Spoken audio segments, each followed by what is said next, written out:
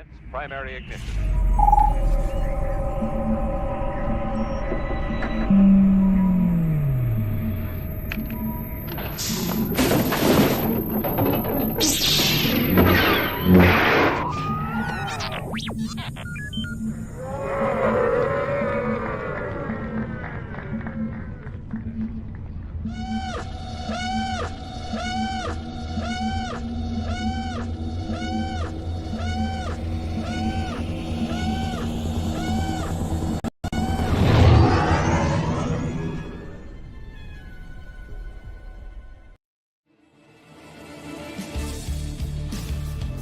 Hi, this is author Timothy Zahn. You're listening to Virtual Cantina Network. Hello there. Welcome, citizens of the Republic, to Clone Wars Revisited. How are ya? Happy Monday, Rebels and citizens and everyone. Tonight we're watching Season 1, Episode 8. And it's a Jar Jar episode, but don't let that deter you. We're still going to have fun. Yeah, it's Bombad Jedi. Jar Jar the Jedi. It's going to be an interesting one.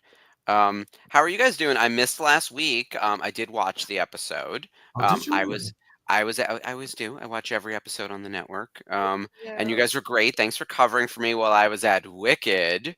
Yeah. How wicked. It was wicked. Yeah, Wicked was wicked. Oh, it I totally know. was.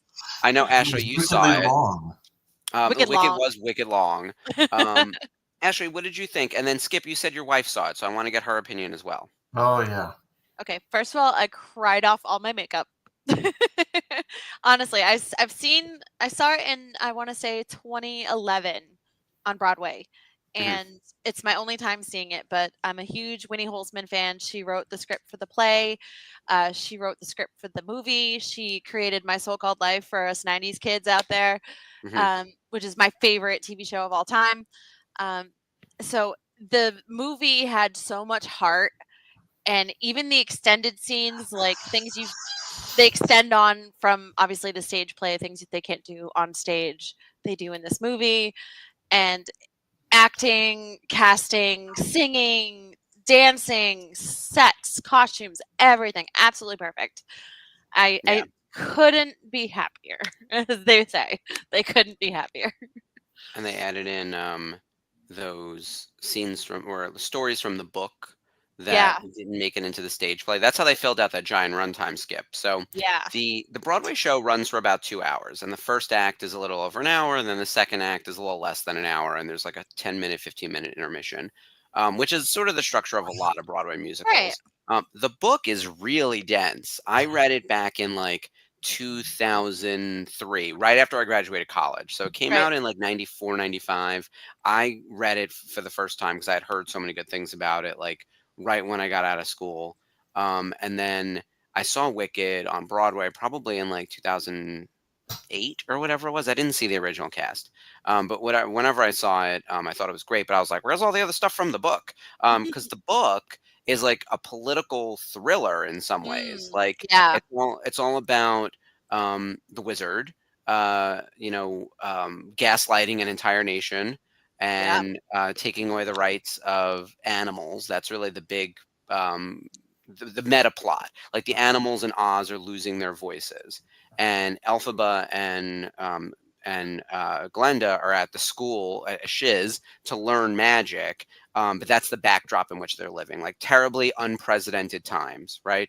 And We they end up know. on two different paths because one is going to fight the power and one is going to be aligned with the power. And it's kind of, that's what divides them. And boy. But there's a lot more stuff from the book that's like really, really, really dark. And they added some of that back into the movie, which I appreciated. Yeah, thankfully they didn't use the subplot with Nessa not having any arms. That would have been weird. That would have been really weird. So they thankfully they stuck to that part being as it was in the musical. So that was a really good change. But I love like the little cameos that you see, like original like actresses that have played Galinda or Elphaba on Broadway in different variations, different generations.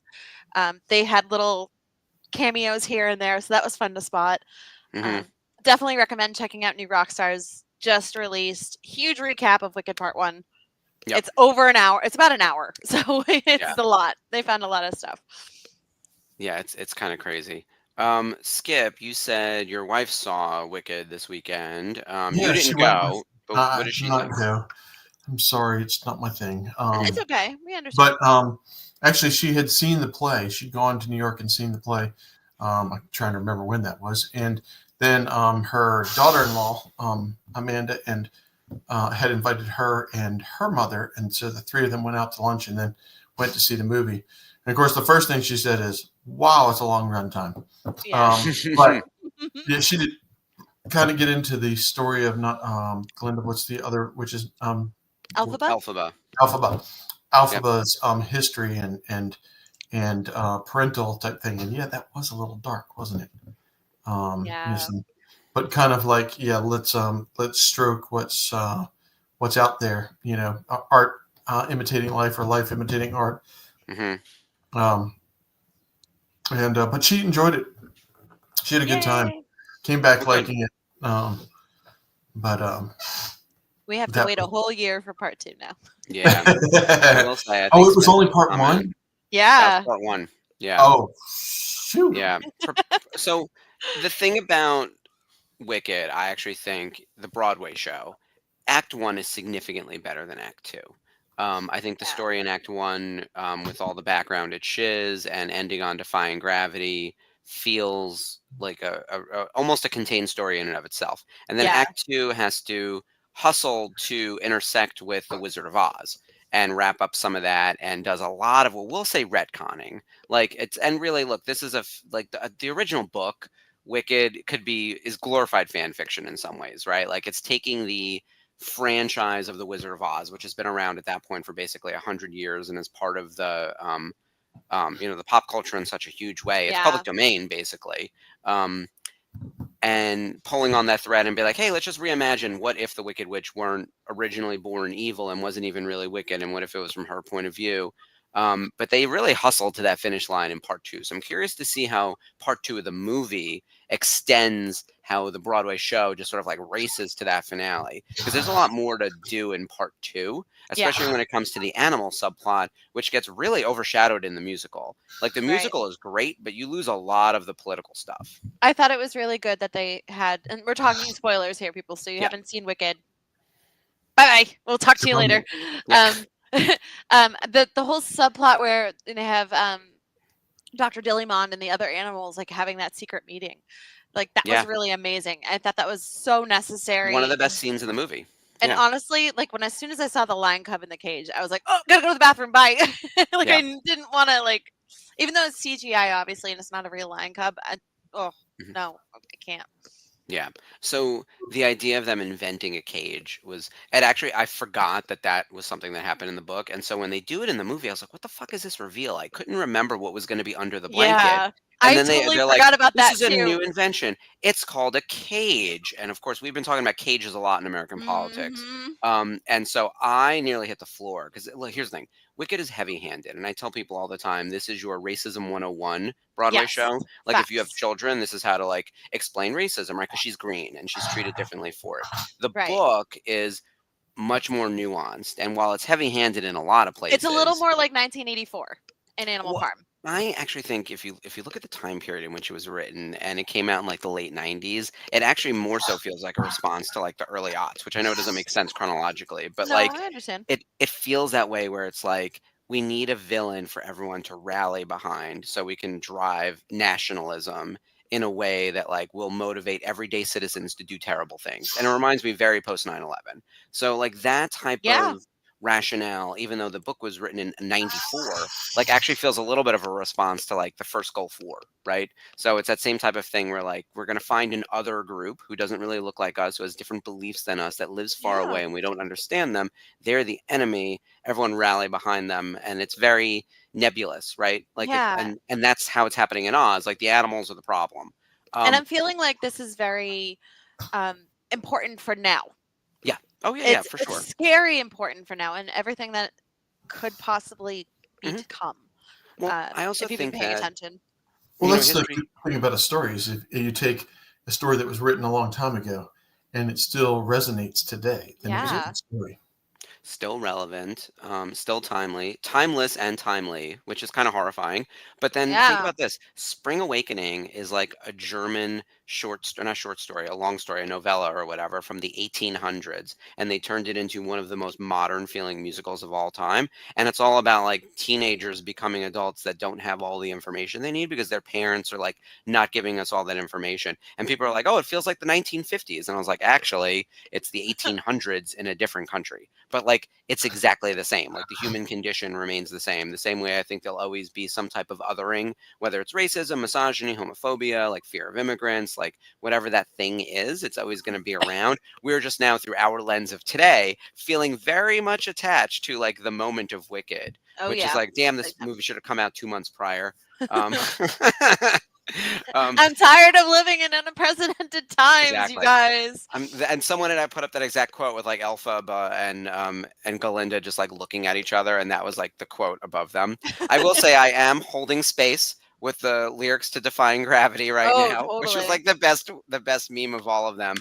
This press tour is out of control, and I will say while Spencer cried during Defying Gravity, Oh man. um, Cynthia Erivo and Ariana Grande, who are incredible in this movie, have cried throughout this press tour like I have never seen. This is the best press tour since. I mean, Deadpool Honestly. Wolverine was great, but like this one is on a whole other level of just like Yeah. emotion. Yeah. This is, you could tell that they all, the whole cast gave their absolute everything to being a Hmm. part of this movie. Um Even like the little bit parts, it's so profound, Yep. and things wasn't expecting to connect with were like, oh, I Yep. get it, I get it, and things that I wasn't. When you're watching it live on stage in front of you, you're like watching the actors and every nuances, and you're involved in the story. But seeing it on the big screen and being like Hmm. completely immersed in it and not having to like take in different things, and the set changes, obviously, it engulfs you in a Yep. different way. And it's And you not get the giving. close-ups. Oh yeah, the You know. close-ups, and I have to say, Cynthia Erivo, if she doesn't win an Oscar for this movie, it's a freaking crime. That woman Mhm. put so much depth and so much heart, and even Ariana Grande.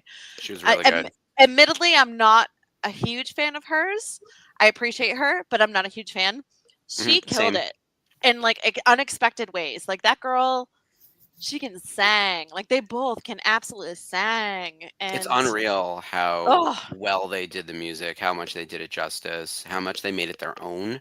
the And I do think. dancing and dancing through life, like, Oh, oh, so can we come back to Jonathan Bailey for a second? we So will. Yeah. I was surprised at how good he was because I know him a little bit from Bridgerton and I saw him in Fellow Travelers and I knew he'd be good. I didn't think he was going to make such a mark though because I actually think the character Fiero is really stupid. Like Yeah. I like the original. So Skip, to give you some background, the music of the Broadway show. It's really about these two girls. It's a girl power thing. It's Glenda. It's Elphaba, the Wicked Witch. They're best friends. They're not best friends. They start out as enemies in school. They become best friends. They get separated again because of the wizard manipulating everything. They end up on different sides of the political spectrum, essentially, right? And then on a go forward, like they sort of remain enemies until they reconvene at the end to overthrow the wizard, essentially, right? That's the long and short of it. But there's Mhm. one hot guy in the school that Glenda falls in love with, but he actually falls in love with Elphaba. So love triangle, here we come. In the Broadway show, I thought it was very throwaway and pointless, but they make Fiero into a much more important character as we see later. I won't spoil it for anyone who doesn't know. And yes, we did see Stephen Schwartz's cameo. The Wizard Will See You Now. There's some other cameos that were great, I loved it. which we won't spoil for the other people. But anyone you wish you would want to see in this movie, maybe you were thinking of some people who maybe deserve to be in this movie. Yes, they were in it. Yeah. That being Tell said, me something. Fiero. Where does the you were talking about that they come back together to overthrow the Mhm, wizard. mhm. Where does that play into the story of the Wizard of Oz? Yeah, I mean, it's well. because if I remember correctly, in the Wizard of Oz, doesn't he end up essentially being defeated by oh, what's her face? Dorothy. Dorothy, thank you, and her So group. In The Wizard of Oz, the movie anyway, the book is slightly different, but in The Wizard of Oz, Dorothy melts the witch and then goes back, and then she was going to go back to Kansas with the wizard, and he flies off in the balloon, but she misses the balloon, and so then Glenda has to send her back with the clicking of the heels, right?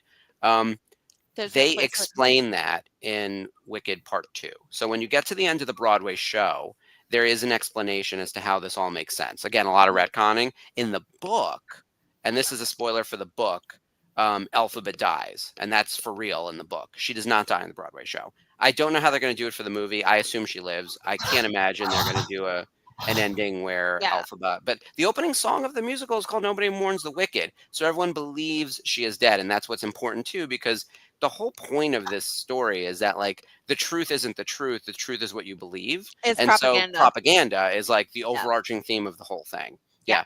It's actually like really, really layered. Again, though, it's fucking heavy-handed. Like, there's Mhm. not one thing. It's all sledgehammer, Woo! no fine needlework. Yeah. Well, um, we don't need to have fun. And the way I see it, we're past the fine needlework point of things now. Mhm. Like, we need to be heavy-handed as possible. We need to wake people the yeah, hell up. because people are stupid. Yeah. That's a separate thing. But that was the big movie release for the weekend. Also, Gladiator 2 came out to middling reviews, which was not surprising. I still want to go see it though, because I still want to see the Coliseum flood and get filled with sharks. Wow. I am saying the press tour for their movie is a lot less fun. Like, no one's really giving it their all except for Paul Mescal. Like, he seems to kind of be doing his Pedro best he is a can. ham. Pedro's great, but like he's not doing a lot of press for it. Like, they're Yeah. showing up to premieres and stuff, but like he's just looking like Pedro, and that's kind of it. And I've they're seen answering some. questions on the red carpet, but they're not doing nearly the amount of press. Those Wicked girls are on. I've never seen. They haven't missed an interview yet. Right? Yeah, They're and everywhere. I think them being responsible, like being promoted and being put out by Universal and thus Comcast and everything like that, it has more of a grander space to spread out and be like cross promoted through different Mhm. things. When you have like an entire networks like NBC, Universal, Xfinity is doing a promotion for it. You get Yeah. like Barbie dolls, things like that. The amount It's of merch for bigger. Wicked is unreal. Ooh, Yeah. Whereas insane. Gladiator, there's no merch. You There's get the not even the giant fucking- Coliseum popcorn tin. That's what you But get. you know what? Everyone has a popcorn bucket. Oh, by the way, when I went on Monday, so I can tell you a little bit about the merch. There's a Glenda popcorn tin, an Elphaba popcorn tin, so popcorn buckets, and then there's small scale and large scale souvenir cups, and then they have special Oh, drinks. So there's a green drink and a pink drink, which, I by the had both way, of those. are not sugar free. What are we Nope. doing here? Like, how are they not sugar free? I was so mad. So I didn't get to. I had and I got the pink and green popcorn as my little snacky Oh, snack. I didn't So get that. I That spent was a gone. fortune going to this goddamn movie, but it was well worth it. Yeah. Yeah, the popcorn tins were not there. They did have the pink and green drinks, which I had one of each, and they were Mhm. phenomenal. Even the Sprite flavored Sprites were good. I would shake to pieces from the sugar if I had that. Yeah. I would actually have a heart Oh, attack. Sherry, you must plug your ears. Yeah, Sherry, we already talked about it, so you're good. You're good from Yep. here on out. We won't say anything more about it. Yes, I will say in Don't read the in Gla- chat. no, in Gladiator, I heard that it's not Pedro Pascal's movie, that he's not in it that much, and that it's Paul Mescal's movie. And that's the other thing, is like, whose movie is this? And one, why is Denzel in this movie doing an accent like he lives in Brooklyn? Like, that's the thing that kills me. He didn't bother to like adjust his accent whatsoever. He went to Um, training day and then just immediately jumped into I this movie. I don't understand. So Spencer, there will be sing along versions of Wicked coming December 26th, which Hell we yeah. talked about on Wednesday. Merry Okay, Christmas, theater can we- kids. can we diverge for 1 second? All right, this Yeah. is hilarious for everyone watching. So go back and watch our Thursday night watch along from last week for movies we're thankful for. We did Serenity, and Spencer got a little confused because he was hustling to watch all of Firefly before the Serenity movie, which makes perfect sense, right? Uh-huh. He accidentally hit play on the Serenity episode of Firefly, and multiple times throughout watching with me and Dave, lost track of where we were and would say things like, "What scene are you on? What's the timestamp? I'm not seeing this." And at one point, we're like, "Did you add your deleted scenes in? Like, this is really weird." And then it turns out he like didn't watch the movie Serenity that we've been talking about for the first hour when he finally realized that it was the episode that he hit play on. Which Spencer, we've I all can't. watched the wrong things. It's not just you. Yeah. We've all done it. I did that just a couple weeks ago. Yep. It happens. Look, when you don't have it as a little insert on there, it would have been easy to notice where it's like, oh, hey, that's the logo for Firefly, not for Serenity. But I do hope everyone loved our Serenity watch through. We had a great Yeah. time talking about that movie. I still think there's room in the programming for a Firefly Revisited, but not today and not early next year, because we actually just started planning out the first half of 2025, and it's going to break us. There's so much to do between Ooh-wee. now and Celebration, you guys. It's going to be crazy. Ooh-wee. Yeah. Yeah. Oh, he watched the movie this weekend. Yay. Good. Okay, good. Yep. Isn't it Yeah. great? And isn't it like infuriating at the same time? I mean, yeah, it's a tear-filled weekend. If you're watching Wicked and you're watching Serenity, you're doing something bad in your mental health. Now, let's talk about things we are thankful for outside of movies, though. Thanksgiving is coming up. Woo. Skip, what are your plans for the long weekend? For the long weekend, let's see. Well, I am doing the whole Thanksgiving with the family on Thursday. On Friday, Dave O'Neill and his wife and their family are coming into town because his daughter is getting married in Weaverville, which is a suburb of Asheville. And so they're all staying at the Ruckle Ranch. And so then Saturday, I'll be going to the wedding. And so it'll be a fun and adventurous weekend. That's so Ooh, exciting. gonna I be forgot so that it was this cool. weekend. Dave's mentioned it multiple times. You've mentioned it multiple times. Yeah. And I keep thinking it's happening in December, but that's when you're going to Disneyland, is in Yes, I'm December. going to Disneyland on the 5th. So it's like Yeah. I got Thanksgiving, I got Yep. Disneyland, I got the next adventures in some of the group coming here, and then I got a week off, and then Christmas. Yep. It's just like Christmas is a woo! month away, you Hi, guys. Lori. Literally, it's 4 weeks away from today. Oh, Hello, I haven't Lori. even started Yep. shopping yet. I Oh, don't want to talk about I it. started shopping. yeah. Go you. That's shopping. Skip made a run to Hallmark because I was fearful that this year's Star Wars Christmas tree decorations would get sold out and I would miss out.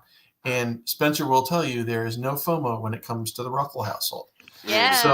So I told my wife, I said, it was like 6 or 7 o'clock, and I said, I think I'm going to run to Walmart or to Hallmark. I'm going to go to the mall.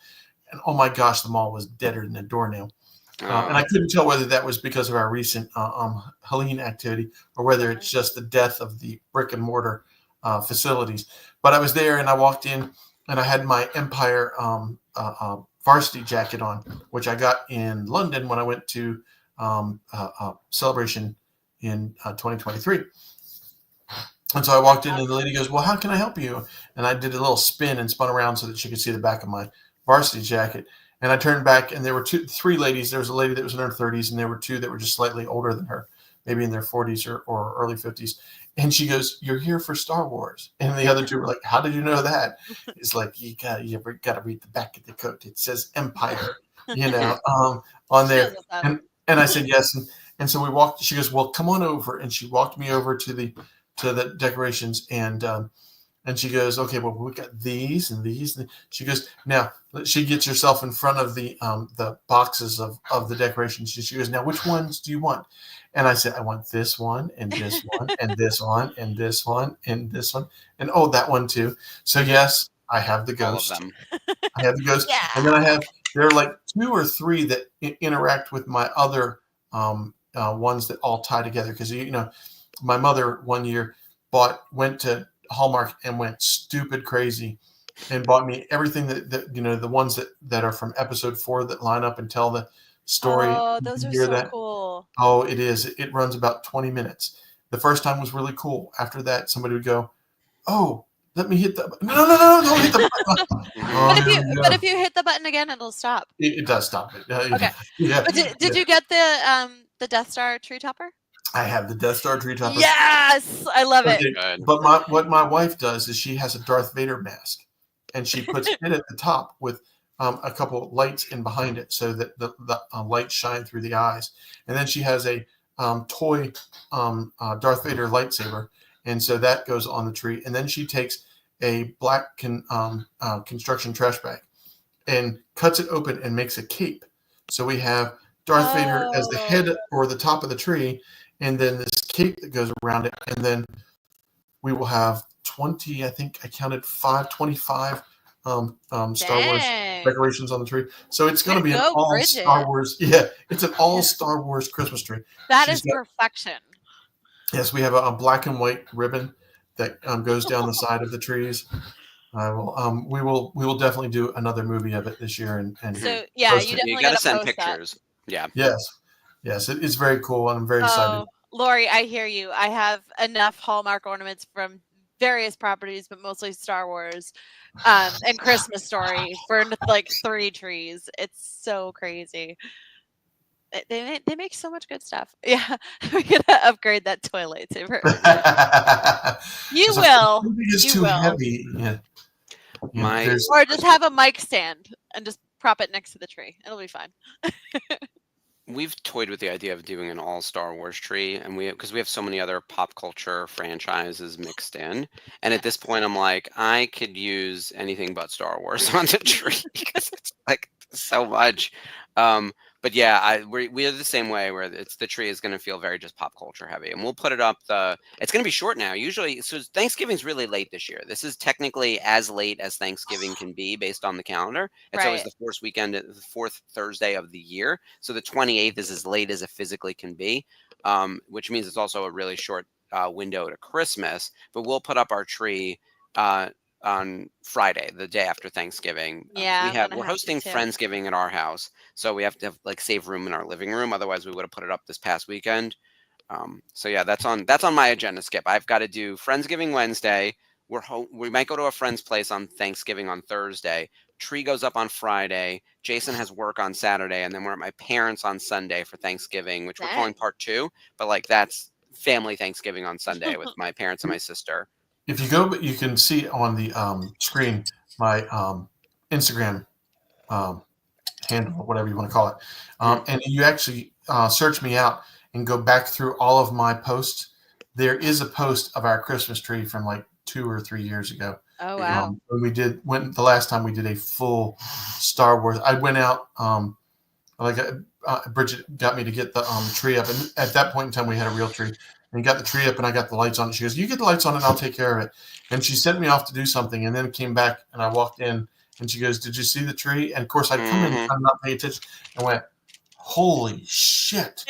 and she completely decorated the tree. Ooh-wee. Yeah, That is and there's the Darth Vader gorgeous. helmet. Yeah. Damn, girl, that's amazing. Yeah, so I love it. So we need multiple trees at this point. That's really what it is. Yes. Yep. Definitely. Ashley, what's your plan for Thanksgiving? My boyfriend has to work on Thursday morning, so it's only for like 2 or 3 hours. So I'll bring him and bring him back. Dinner and dessert at my sister's house. Then decorating the tree. And going to bed because I have to be at work for 5 a.m. on Black Friday. You're doing Friday also? Yep, Jason is Friday. Yeah. It's so brutal. And then hopefully decorating the rest of the tree on the remainder of Friday and just work. So yeah, it's crazy how fast it'll go by because I have Thursday, Friday off, but Jason will be working and we have things to do. Lori's saying she has 3 trees and she needs a 4th. And she's feeling all Hallmarky. I feel you. We started watching some of the Hallmark Christmas movies. There was one from a few years ago with Brandon Routh, one of our favorite Supermanses. And he plays a hot firefighter. Oh, my mom loves that one. Yeah, I never seen it before. I mean, it's like the 9 Lives of Christmas.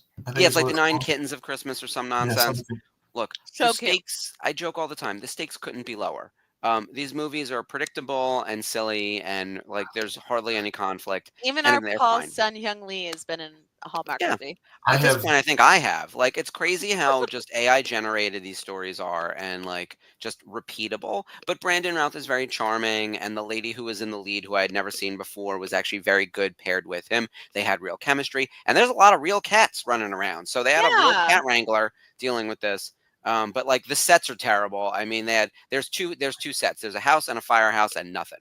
So, but like that's every Hallmark movie, right? Hallmark movies Yeah, Hallmark I movies you get could fall given a asleep hard in time the in my house for being the Hallmark movie fan, and I'm like, very well written, very well written. Yeah. you could fall asleep in the middle of one, wake up in another, and the story will not have changed. It's Boom. the same. Yeah. It's the same. Well, they're doing a sequel to, Jonathan Bennett is sort of like one of the faces of Hallmark. And so I follow all of his movies, and he has a sequel to one of the ones he was in last year, which was called Christmas on Cherry Lane. And the big gag of that one is that it was three different families, and then I didn't realize it at first, but they were all living in the same house, just in different time periods, and Oh, that was I the was so connectivity, was the confused. house. Yeah, because at first I was like, "What's going on here? And why does this one house look like it's in a time warp?" And I was like, "Oh, guess what? Because it was in the 1970s." So, Scooby says we need a VCN themed Hallmark holiday movie. oh, geez. A That's Yeah, we're also Christmas going to hilarious. we discover do, the we could spirit of do Life Day. Hallmark movie watch-alongs. Yeah, we could do the Spirit of Life Day over here with all of us and meet up at the park. Oh my God, who's single in the group? They can find true love at Life Day. There we go. Now we got something. Because you need like an inciting incident, and then you need two single people to find each other at the incident. Like that's all you need. So we got it. That's our Star Jeff, Wars twist to it. Jeff, where are Formula. you? Then we wouldn't do that to Jeff. It's not cool. Yeah. VCN Holiday Vacation would be fun. Oh my God, can you imagine? Mhm. It's like Christmas the Home Vacation. Alone like airport rush theme music plays in the background as everybody It's gonna just be runs to things. a little bit more like a planes, trains, and automobiles kind of fiasco, if Yeah, it anything. totally would. Which we watched as a movie we're thankful for here on the network recently. God. It's a good Great one. movie. All right, what else do we have We're to still talk about? getting new listeners. Oh, I'm looking at the time. We do need to turn over to Clone Wars a minute, and then while that is playing, we will talk a little bit about Skeleton Crew because Yeah. that is the next big Star Wars thing coming out. And I think we already talked a little bit about the Rey movie being moved, but we'll want to probably address that as well. Yeah. All right, so do we have? Let's put up the cards of what's happening tonight on the watch along. Where's the? I'm gonna pull up the episode. Oh my God, nothing wants to click correctly. My Disney Plus actually cooperated tonight, so it allowed me to set up early. Excellent. Cool. So tonight, Ashley, do you want to read the Yeah, sure. description? Season 1, Episode 8, Bombad Jedi. Oh, here's the description. There we go. On a diplomatic mission to the planet Rhodia, Padme discovers that her old friend and fellow Republic Senator Anaconda Farr has allied his planet with the Separatists. In exchange for food and resources for his people, Anaconda captures Padme and promises to deliver her to Newt Gunray. Boo. Let's boo him too. Sensing Padme is in trouble, Jar Jar Binks disguises himself as a Jedi and with the help of C-3PO courageously fights to rescue his friend and fellow senator. Ugh, all my favorite characters: Jar Jar Binks, C-3PO, Newt Gunray. This is going to be terrible. And then here's the moral for the episode: heroes are made by the times. Oh, girl, that hits a little too close to home today. True Yeah. story. Boo! Damn. Boo! Clone Wars are being relevant. All these years later, why? know. How dare you? See, this is Jesus. the good story is Timeless. Yeah. Timeless. Yep. But All we right, I'm don't want gonna- it to be timeless. We want it to be the lesson we learned in the past, and we moved on towards a better future. Yep. That's what we want. Meanwhile, I was cracking up at the countdown because when you hit the 30-second, because I've done that. The 10-second is lower down on the grid. I got it. Yeah. All right, guys, here comes the countdown. Cue up your Disney Plus for The Clone Wars, Season 1, Episode 8.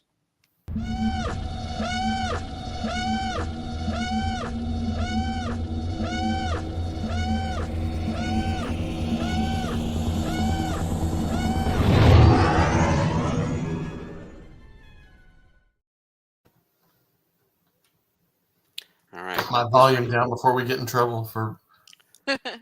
That was Oh. that was Dave in the beginning of Serenity. Whoa. I rewatched the watch along. So here's the thing: I watch every show on the network, obviously, but sometimes when it's my show, I don't rewatch it because I like lived it, right? I rewatched the Wednesday Serenity watch along to figure out how we missed that Spencer was watching the wrong thing. And there were multiple clues that we just glossed over. Like, because You're he's like, watching oh, the movie. well, no, I was watching the movie. He's watching the TV show, but he's like, "Oh, are you at the scene with?" And then he says the character names, and I was like, "Oh, they're actually right there. Like the characters are coming up, or they're there." It wasn't like he gave characters from a different franchise or a different TV show or something. It's the same people, so it was easy enough to like have little things like that keep missing, and then like, Yeah. "Oh yeah, we're on the ship. We're in Serenity right now. They're talking to Mal. Like that's half the show." So it was like that kind of stuff. Whoops. Oh God. Oh Jar Jar God. crashing into shit.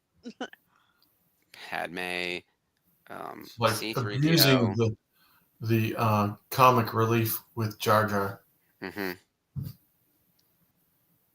That only those who are qualified for these delicate peace talks participate in them. Yeah, clearly not those two. Yeah. Yeah. Thanks, Jar Jar. Look, I get it. One of my coworkers was in elementary school when Episode 1 came out because he always tells me that Episode 1 was his entry into Star Wars, and so he loved the prequels. And as a kid, he loved Jar Jar Binks. And it's like you watch it now, and believe me, it is cringe.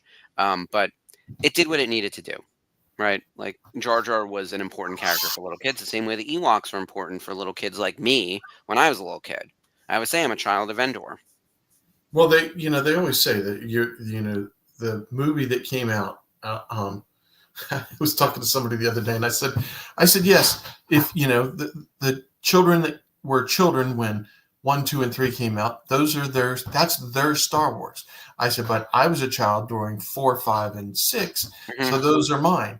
And I said, and nobody likes 1, 2, or 9, 7, 8, 9. Nobody was a child then. I like 7 and 8. 9? 9 what? They made a 9? Yeah. Ugh. Still better. Sorry, guys. I was so excited for a 7, and then it was like, hold on, he just redid Episode 4. Honestly, I do love this headdress that Padme's wearing because, good lord, they put her in the wackiest stuff. The costume designer for Clone Wars is off the rails in the best way. They put her in some insane stuff. yeah. Honestly, Elhofer Design made a replica of that scarf. They and did sold- not. They You are did. lying. I'm not Shut even kidding. up. They made it in that sand matching color like she has in Episode 2. And they made it in the purple. And the purple is gorgeous. Yeah. I don't think the gray would be as exciting, but the purple's really cool. Yeah. So it doesn't have like the Naboo symbols on the top. It's just like knit, but it's really cool. They make beautiful stuff, Elhofer Designs. Yeah. I have most of their Star Wars stuff. Right down to Janina Gavankar's E3 dress. Yeah, Dave O'Neill, I like this drinking game idea that when Padme changes her outfit, you got to take a shot. We would all be on the floor because let me tell you, Clone Wars puts her in various costumes Seriously. throughout it. Sometimes within a single episode, like she'll be in 4 or 5 different looks. Like she's basically the nanny. It's wild. Like her and the Spice Girls. Like Yeah, they were seriously. costume designers. They were constantly changing. Yeah, okay, you betrayed the child. Betraying the child. Bruh. There's always a choice. To live in fear is no life at all. Those are actually really good lines. That being said, I can't imagine that they're able to deliver that in a way that's not super heavy-handed. Oh yeah.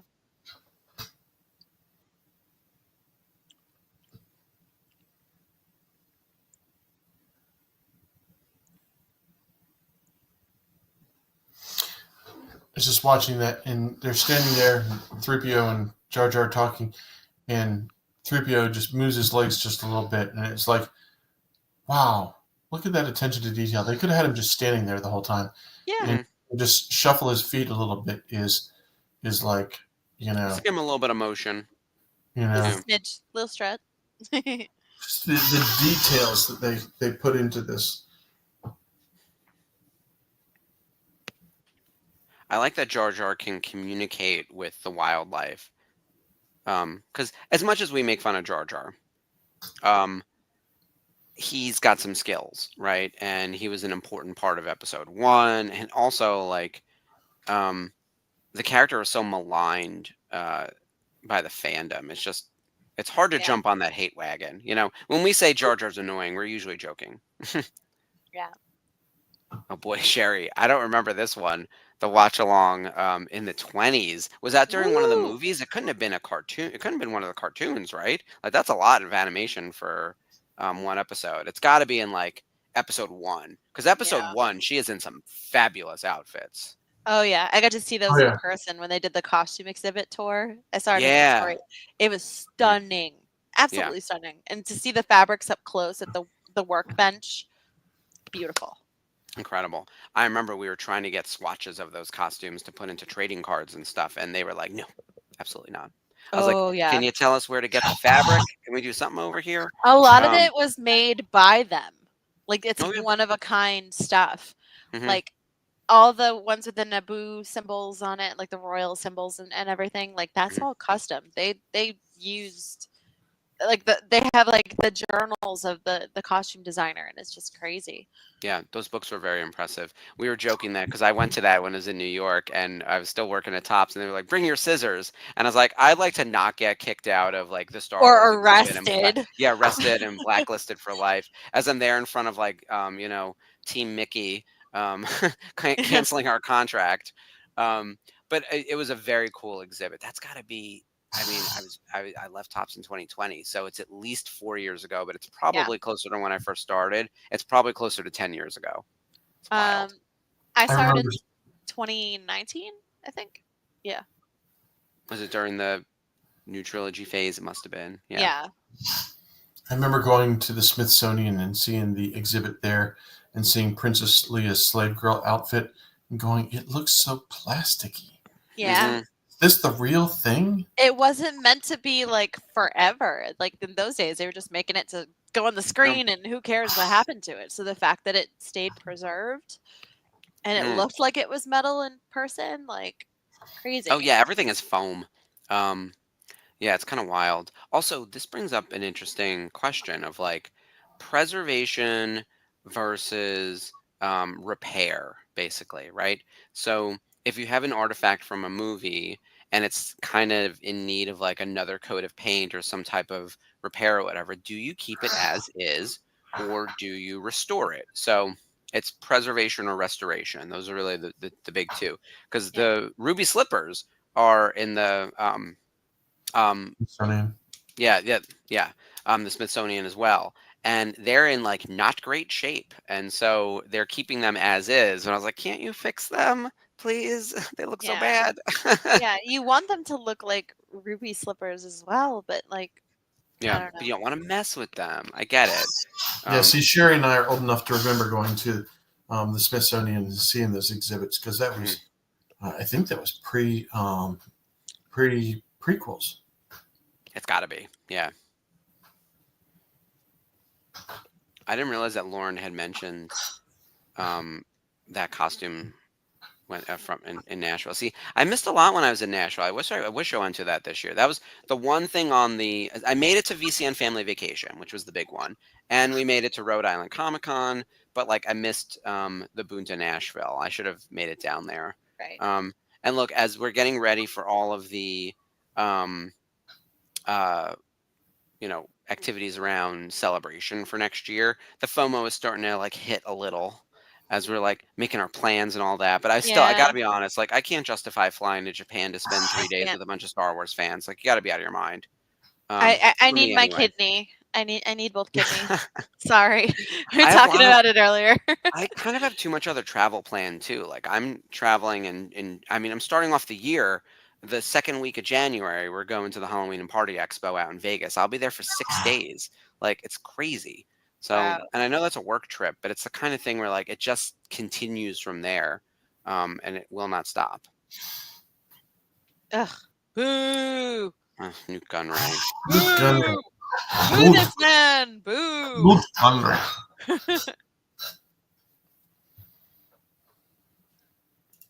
Trying to Jedi. remember. Jedi Jar Jar. Oh.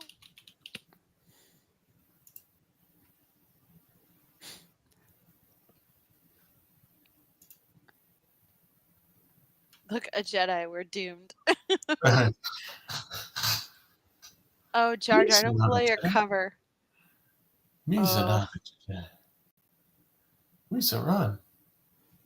Yeah, Ahmed Best is doing the voice of Jar Jar. love it. Um, As he so should. guess who's voicing Newt Gunray? I couldn't remember, and I thought it was him, but Oh you know who yeah, it is. It's I Tom do. Kenny. Really?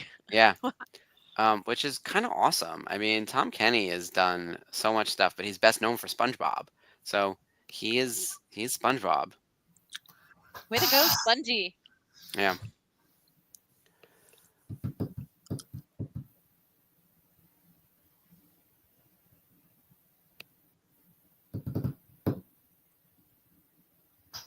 Oh, sure. I hadn't thought of that. Does Yeah. this planet remind us of the one with in Mandalorian with Lizzo and Jack Black? I know none of us can remember their character names.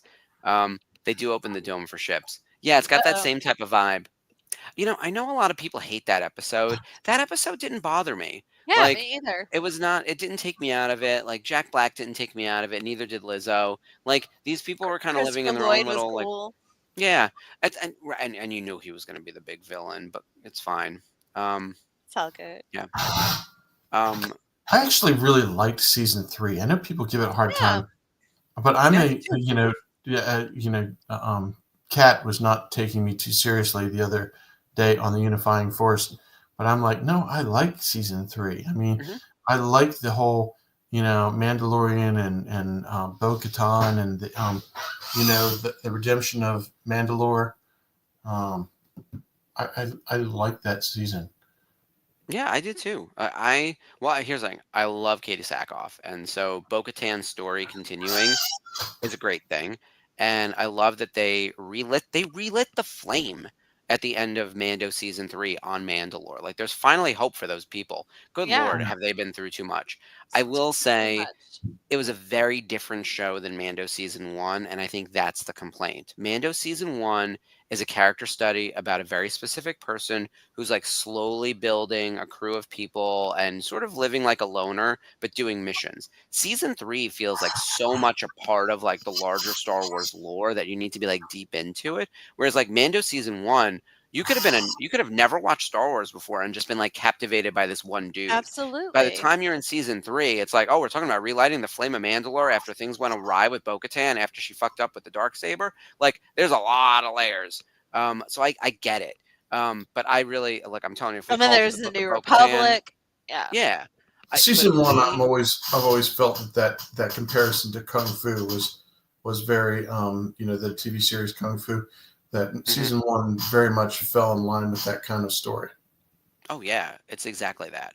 Um, and that's why it makes it such a good entry point. I remember being a licensee and being pitched on Mando, and I remember saying that I had a lot of concerns that this show seemed like it was going to be only for the most hardcore Star Wars fans, and you'll never bring in casual users. That was my big concern. And then, don't you know, it ended up becoming the thing that you didn't need to know shit about Star Wars before tuning in. Mando as a character was super captivating. Pedro was amazing. Baby Yoda became like the most iconic new pop culture character in like on the entire planet basically, and Yeah. it like it reignited Star Wars, and it sort of built up streaming in a huge way. And then after Yeah. that, everything else has felt inferior for the most part. Like it's been that kind of thing where like nothing has captured the same gravitas as Mando season 1, and I Baby love Yoda season show. 2, and I love season 3.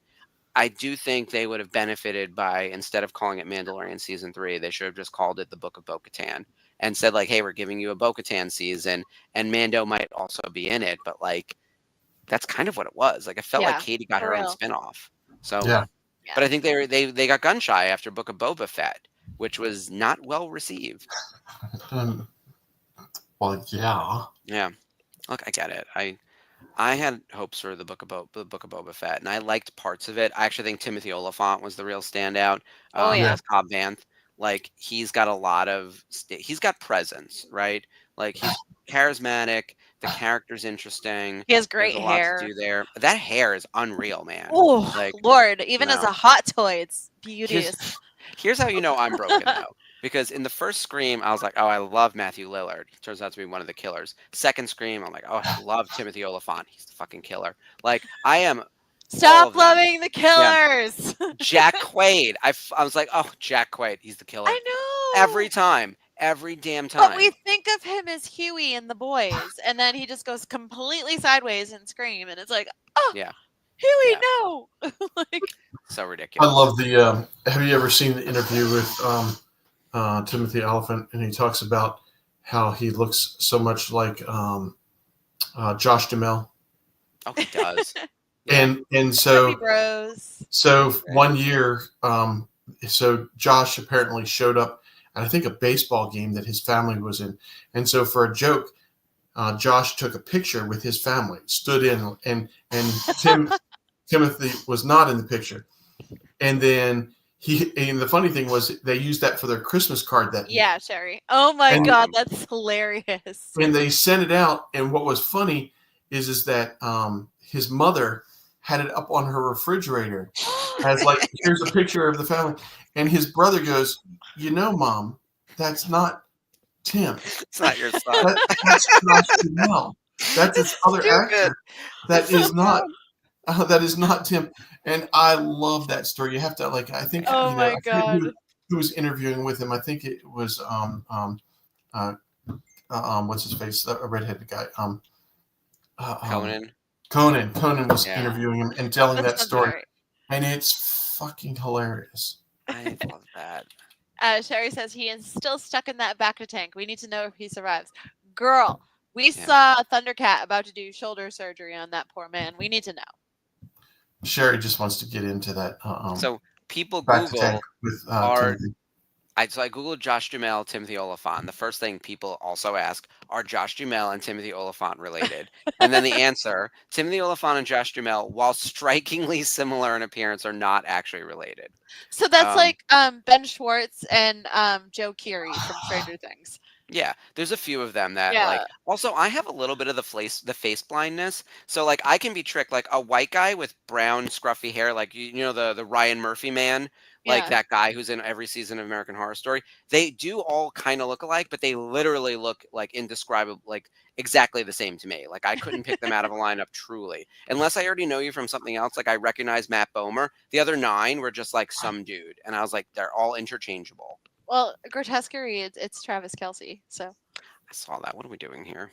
Like, he's not an actor. I Like, know. are we gonna pretend? Look, it was bad enough that Gus Kenworthy made it into one of the seasons, and I was like, he's hot. Can we see him naked? Because if not, I'm not like interested in seeing Oh this my God. episode. But like, he was terrible, and I love Gus Kenworthy. Like, but he is not an actor. Yeah. David says Thundercat. Oh my God. Just why? Yeah, I know. I love him as a musician, but it was just such a weird casting. It's like, do you want to be in Star Wars? I'm gonna write a part just for you, and you're gonna be a modder. Keanu and Chris Klein do look like alike. Yeah. Okay, Spencer, you saw was Chris Klein at Rhode Island Rhode Comic Island. Con, or did he cancel? No, he was there. No, he was there. Okay. Yeah. One of them Spencer canceled. got his autograph, but he wouldn't write what he wanted. Oh, right. Right. I was confused. Yeah. Was it Stifler who canceled? Who canceled? Yeah, Sean William Scott canceled. Oh, yes. I would Which have is met sad. him. I like him. He's Ryan Reynolds before Ryan Reynolds was Ryan Reynolds. He was. I feel like Yeah. he was 5 years too early because he Yeah. and Ashton Kutcher. I mean, look, Dude, Where's My Car is one of my all-time favorite movies. That movie's so stupid and just like perfect in every dumb way. Yeah, Chris Klein was a douchebag, right? Yeah. Look, I will say someone joked that like that entire panel of American Pie people, you could tell they were Gen Xers because all of them were injured. Like one was on crutches, one had hurt their hand. Oh my God. Tara Reid looked like she had got hit in the face with a shovel, which I think that's just how she looks now. But Yeah. it was a mess. Like they were all in bad shape. Other than Ian, what's his name? The kid who's also Rookie of the Year. You know, Mom is Ian Nicholas. yeah, that's the one. He looked good. Everyone else was a hot mess. Wait, the kid that was injured in his first movie ever Yeah. was actually not injured? He was fine. No, it was ridiculous. Oh, I love girl. this. Here's Padme helping, her friend save face. Yeah. Get him. Newt Gunray. Pay for this treachery. I'm sure I will. Businessman. Also, why are we capturing these people? Shoot him in the head. Like, Yeah, I'm really out of correct. patience for this nonsense.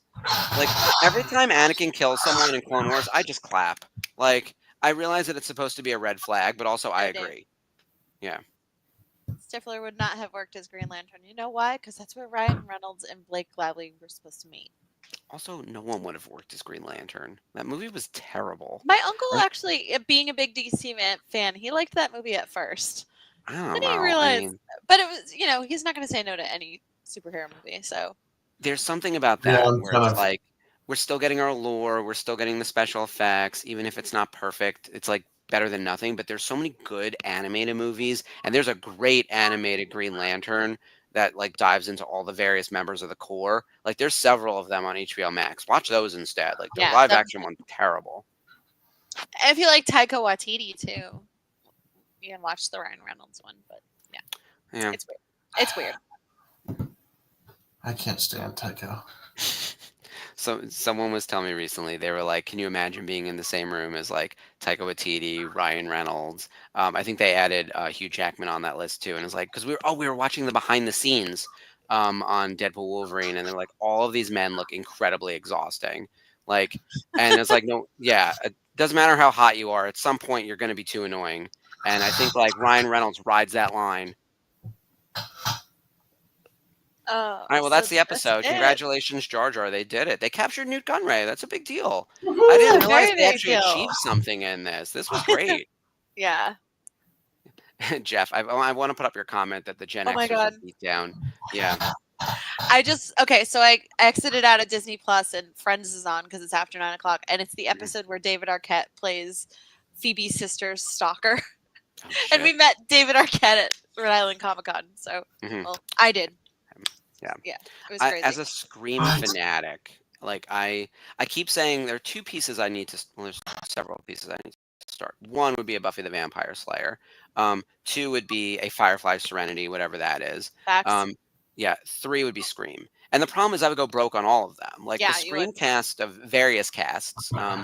We're all planning to go to Rhode Island this year, and they all do the Monster Manias. And I've met several of them individually, but I never started a cast piece. And that's the mistake. I've done too many individual autograph photos to go back at this point, where I'm like, I'm Right. not going to meet these people for a second or third time and do all of that, especially as I'm still trying to continue my Star Wars stuff. I did see that Jason Isaacs is going to a show in DC in Q1 of next year. And I was like, do I go all the way to DC for one guy? But he's never in America. He's So so nice, Mark. I'm not even kidding. no, I That man know. I is. brought him to He's. Celebration. I feel so stupid that I didn't get him to sign my poster while he was there. Like that's what's so dumb. He should be Also, on here already. This is like infuriating. Like how is Sarah Michelle Gellar and Dave Filoni on here, but Jason Isaac's not? Like it makes no sense. I know. I'll Yeah. have to. I have him on a Lucius Malfoy piece, but I'll have to give you some money to get me an Inquisitor piece because Yeah, I could get that. I need one as a Rebels girl. Why I didn't do it, I don't know. I was like, oh, I don't get bad Yeah. guys, but here I Well, am this is getting what Lucius happens, Malfoy. right? I don't know. You saw our agenda and our itinerary for Rhode Island, and look, if Lanter were there, I would have gotten him added too. He's one of the missing ones as well. But He'll be back. yeah, I was going through my Excel file of like the list, and there's still a good like 20 people I want to add to this poster, and we're running out of real estate. So, yeah. Including people we know, and like every single guest on who's like of our 5 guests that we had on Rebels Revisited, I still need 3 of them on the poster. That's what's so crazy. Oh wow, like Billy So D. yeah, well, I've got it. I should add Billy D to. If I meet Billy D, I'll put him on there for sure because I've met Yeah. him multiple times in real life. But I just I should have done that.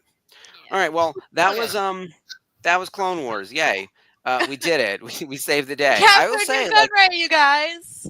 look, Jar Jar to Captured the New rescue! Jar Jar fucking did it, man. Like Jar Jar delivered. Padme is always useful at all times. You She's saw her breaking herself out of there, like girl. yeah, she's And got it. covering her friend's ass, Oh yeah, Yeah. he meant to do this the whole time. Yeah, We exactly. conned you guys. Ha, ha, ha. And at some point, it's like, okay, do we forgive that guy? And then you're like, look, you could lord that over him forever. I'd be like, you can delete I'm going to take the timestamp off. Oh, sorry. We I just saw it still running, and I was like, like in theory, that guy owes you forever, right? Now you For have real. someone that you can basically blackmail till the end of time. That's helpful. Like if you Don't want do to win a any war, numbers. you got to play dirty. When they go low, we go lower. So we're gonna blackmail what's his name, the Rhodian, till the end of time. So good That. stuff. All right, what do we have going on in the network this week? Tomorrow's Abbreviated week. happy hour. Abbreviated week. It is abbreviated, yeah, because it is a holiday week. Tomorrow we got happy hour, and then Woohoo! Wednesday is the watch along. Now, have either of you guys seen Under the Rainbow? I have not. I have not. I haven't seen it either, so we'll have to watch along on Wednesday. I'm to look it up because I don't know much about it. Yeah, I may have to watch it Thursday morning after the parade because we have our Friendsgiving on Wednesday, so I feel like that's going to run kind of late. But yeah, if anyone is around Wednesday night, which is always like, Thanksgiving Eve is a thing, like, and especially in New York, it's a party night. Usually it's the get together for dinner with friends or whatever else, or you go out clubbing. I'll tell you, I've had many a good club nights on Thanksgiving Eve. Oh, Especially damn. because it's usually when people fly back home to their hometowns, right? So it's usually like they get together at the hometown bar Wednesday night, Thanksgiving Eve kind of thing. But we will be doing our Thursday night watch along a day early. We're doing this Thursday night watch along Eve for Under the Rainbow with lots of little people. So tune in for that at the usual time, 9:30. The movie starts at 10. And then, of course, there's no programming on Thursday or Friday or Saturday. But then Sunday, we'll have a new episode of Jedi Archives. And then, yes, also on Sunday, the family vacation members will have the first crack at tickets for the Not So Virtual Cantina event that's happening in Japan at Celebration, which at this point now, we're 5 months away. Like, I kind of can't believe it. Like, kind of wild. I get to live vicariously through all of yours unless I'm able to, win the lottery until then. Yeah, it's going to be similar for me where unless work sends me, which they're not going to send me, I am not going to be attending. But I do want to put up the, what is this? This is the pre-sale, VIP pre-sale for, Oh, no. This is, wait, that's the wrong one. That's the wrong one. That's tickets. Yeah. Where's here we go, the Not So announcement. There we go. Ta-da! Not So Virtual Cantina Special Edition, Thursday, April 17th, 2025 from 7 to 10. And it'll be on sale Sunday, December 1st for family vacation members. And then the general public on sale will be January 1st. Right. So this is brought to you by Hyperspace Props, our sponsor. Make sure you guys go to hyperspaceprops.com for all your sabacc and credit needs, also your cosplay props. They've been known to make those. And if you use code NSVCSE, you'll get 10% off your purchase. So check out Mike and Emily. Emily's, sorry, I'm blinking today. Sorry, guys. Mike and Emily's stuff on the site. It's totally worth it. Yeah, they did a great job running the Sabab games on the family vacation. And so they will be back to do that in Japan, which is very exciting. They're going to have to pack all that stuff. It's going to be a fun time. So they're our official sponsor for Not So, which it's going to be here before you know it. And then the team over here, so Skip, you're going to Celebration. I am. Yeah. Are you excited? I am very excited. Yeah, it's going to be a good time. It's okay. I will be running the news desk. Delete that comment. So I will be running the news desk along with Ashley while everyone is away. For real this time. For real this time. That's right. Look, if they tell me that I'm going to Japan on a 1 week notice, I'm just going to walk into the ocean. Because I'm telling you, like, you'll be like Godzilla. You'll go back to Japan. There we go. I'm going to destroy Tokyo. I'm going to go live from Japan. Yeah. What's interesting about the setup is it's a 12-hour difference basically from Japan to East Coast time. Ooh. So as you guys are entering the convention on Friday, we will be Thursday night talking about what happened Thursday during the day. So at like a 7 p.m., 7 a.m. kind of differential over here. So we will have gotten all the information from you guys from the day before. We'll be going live that night, or I guess 8 o'clock at night or whatever it is. You'll be in the convention at 8 a.m. We'll be able to then, while we're on the air, if anything crazy happens, you'll be able to tell us in that first hour anyway. And then we'll be back to sleep. We'll get it's a 4-day thing. We've already got a whole schedule planned with the team. I'm going to have to map out my schedule at work. So just make sure we can get this covered because it's only a 3-day thing. I may take one of the days off too. I may take that Yeah. Friday for my own like mental health and whatnot. I may just take So, the weekend off because I have paid time off. I might as well use it. yeah. And then we have a lot of stuff building up to that. So as you guys might have noticed, Spencer's done a couple of news desks already related to all things Celebration Japan. Yeah. There'll be more of those in the new year, and Celebrating Autographs will be returning in February. So a lot happening with the schedule coming up in 2025. It's holiday season now, kids. So we're at the end of this year, getting ready for next year, and we're very excited about it. I'm also just ready for this fucking year to be over. But like, I'm ready for a big change going into 2025. Yeah, me too. I just want peace, and I don't want to be afraid of anything and worried about much. I want everybody to be at peace. Yeah, So, I would like a little bit of calm and fun. yeah. I like those two things in 2025. But we'll do our year-end review and New Year's show as well, and we'll talk about what we're looking forward to in Star Wars in 2025, and maybe we'll send a little positive energy into the world. That's the intention anyway. All right, that was everything for Yeah. this week. Yeah. Anything else we got? Yeah, new chair for Skip in 2025. Good call. We're gonna put this on your wish list. You do all those house We got- repairs. Don't you have Skip. extra furniture, sir? So Skip, do the slow squeak just for Spencer. Hold on. that's good. We do intend to take a trip down to the Ruckle Ranch, Ashley There we and I. go. Probably early in the year to do some planning for the entire network. So we'll Yeah. keep you posted on when. Maybe we'll do a live show from the ranch, all three of us. Ooh, That could be really yeah. fun. Because if Monday, like if we do a 3-day weekend thing, like that Oh, would that be would be awesome. excellent. Yeah. Yeah. Hashtag repair the chair. We're gonna start using that as like we're gonna make that. I love that. He's gonna have pull for some WD-40. Excellent. I need Get to this change dance my to setup be as for- well too. I feel like my laptop is just not elevated correctly, and I need a Yeah, new ring light.